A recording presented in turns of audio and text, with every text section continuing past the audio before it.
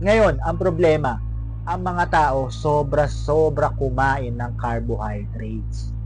Do'n tayo nagkakatalo. Why? Ang katawan natin, may kota yan ng carbohydrates sa isang araw na kailangan sunugin mo, kailangan ikilos mo, kailangan igalaw mo. Sa bawat kain mo ng carbohydrates, dapat pagkatapos niyan 3 to 4 hours, kailangan nagkikilos ka na niyan.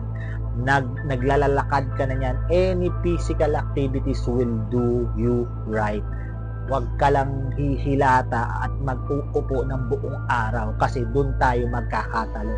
Kaya tumataas yung mga blood sugar nyo, kaya nagkakaroon kayo ng obesity, kaya tumakapal yung bilbil nyo kasi hindi nyo nagagamit yung energy, yung glucose na kinonvert ng katawan nyo na nai-stack lang doon sa liver na minsan din pag sobrang obese ka na is